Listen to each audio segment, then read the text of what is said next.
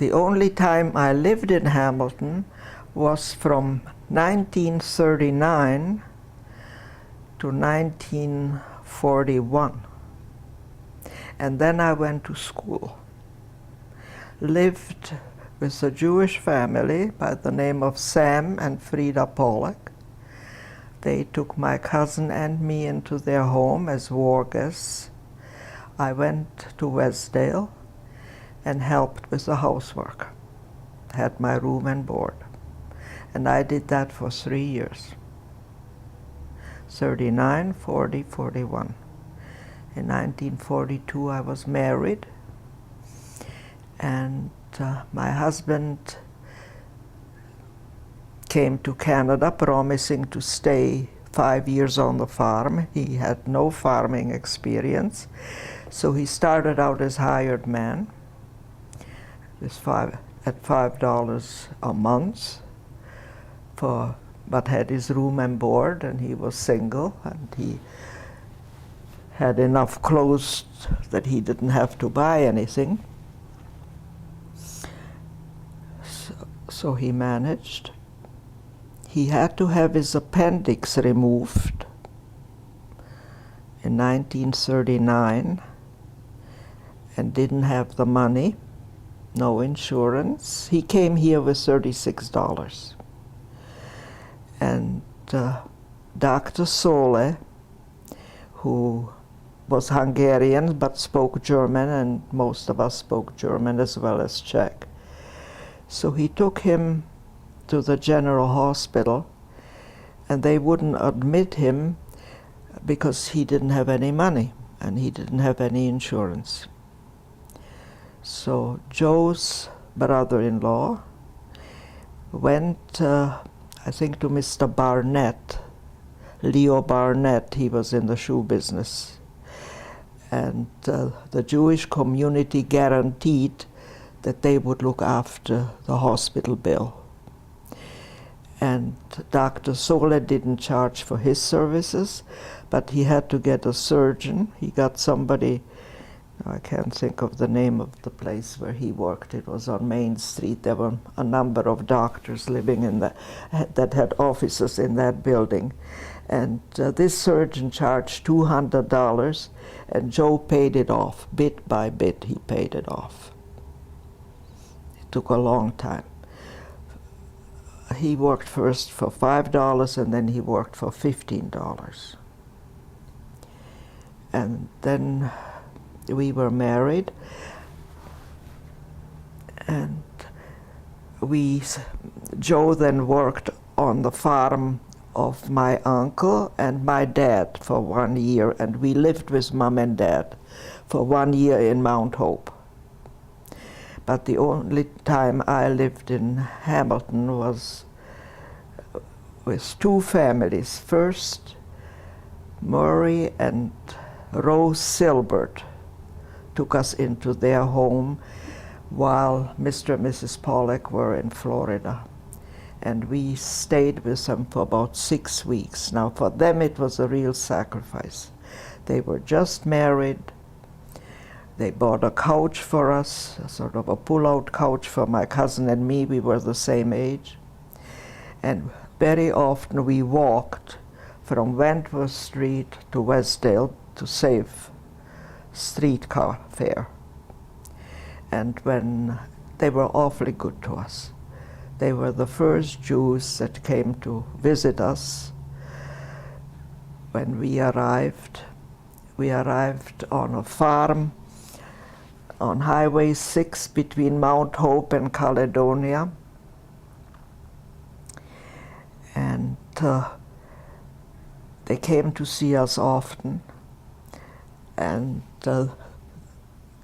she worked as a cashier for Mr. Pollack at Quality Grosseteria, and Murray worked for Hoffman's.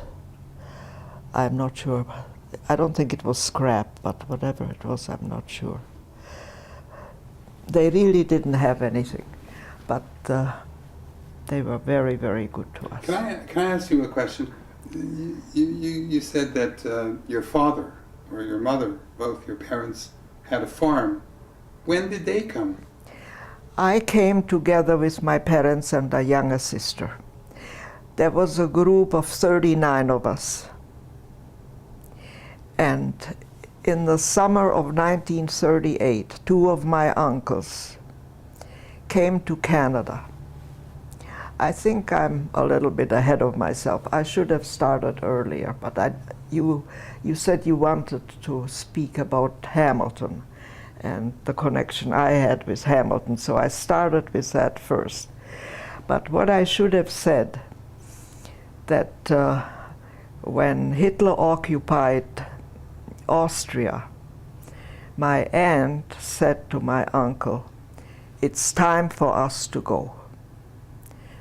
And at that time, somebody by the name of Lederer, the daughter lives in Binbrook now, they lived in Mount Hope, Doris Lederer. She married my cousin Richard Popper.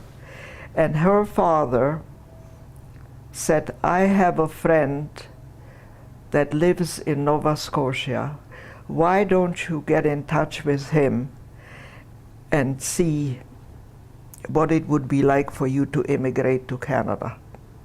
So two of my uncles decided they would come to Canada. They took the boat and went to Canada and went to Nova Scotia first, and then decided you cannot make a living in Nova Scotia. You know, they were in the apple business. There was no market. It was during or just after the Depression. So they traveled through Canada, and when they came to Ontario, they decided this is an industrial country. There should be a market for farm products, milk, and so on. And they bought a farm, a rundown farm between Mount Hope and Caledonia on Highway 6. And the Lederers were with us in the same group. Somebody actually came from the CPR, the Canadian Pacific, to see for themselves that we were actually farming, and my family was farming. As I said, Joe did not farm. So there were 39 of us all together. The Lederers stayed in Nova Scotia with their friend, and we went to Ontario. And the men went right away to the farm, so they wouldn't have to pay for a hotel or anything. And there were 3 single men, the others had families. And we followed the next day.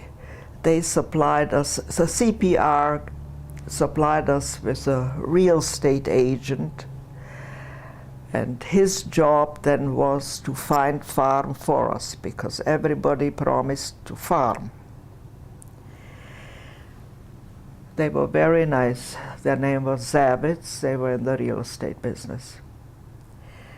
And the first thing the men did on the farm was, for some reason, I don't know who had that bright idea, but for some reason they brought along canvas. It was just a canvas bag, more the size of a bed, and they stuffed it with straw, and that's what we slept on, okay?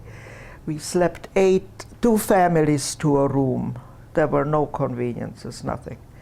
And the first thing we had to eat were frozen apples and frozen potatoes. And one of my uncles that came here, he was a butcher, and he bought an old cow. He knew what to do with it. And we had some of that meat. Anyways, we managed. Only later we found out just how lucky we were, you know. My sister was 12 and I was 15. For me, it was an adventure. But for my parents and the other generation, it was very difficult. But we got by, we managed. And the 39 people who came were all Jewish? they were all Jewish. The And- one cousin of my dad's, he was a lawyer and also promised to stay on the farm and did farm. His wife was not Jewish. But the others, as far as I can remember, they were all Jewish.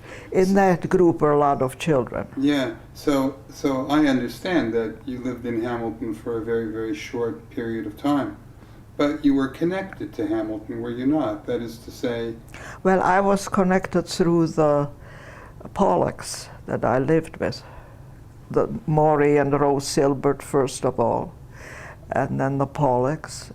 As I said, with Rose and Maury, I only stayed 6 weeks.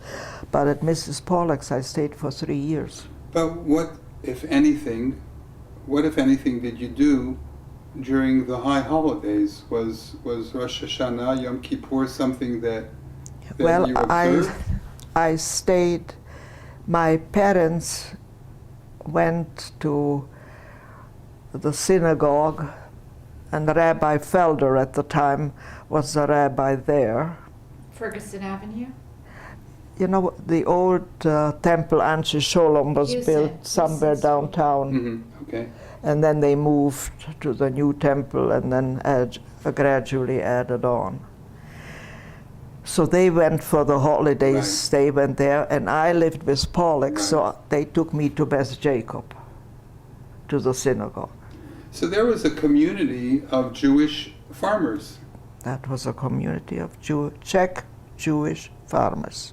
Not all of them were farmers, but all of them did buy a farm and farmed. How many are there today? 2 that I know of. Really? The daughter of Mr. Lederer that told us to come to Canada, she married, her in-laws were farming, and her husband is, and his son is still farming. They have a farm in Bimbrook. And my family.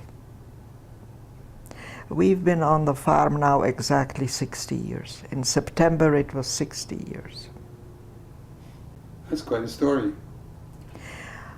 And not only is it remarkable that our children decided to come home and farm, but they were extremely successful because they worked so hard. First my husband and then the boys.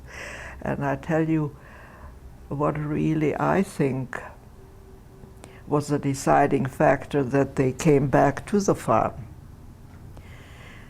First of all, I like to think that we had a very happy home. Nobody ever complained about the work. It was just something that had to be done, and we did it gladly. The second thing was that my husband saw to it that the boys, while they helped with the chores after school and weekends, summer holidays they had to work away from the farm. And they had jobs all over, between the 3 of them. But there are 3 kids? I had 3 sons. I have 3 sons. I know 1. Well, 2 are on the home farm, and the 3rd one has his own place. He was in the cattle business. He has his own place near Stratford in Tavistock. Ah, okay. Okay? And they all came home to farm and are still farming and loving it.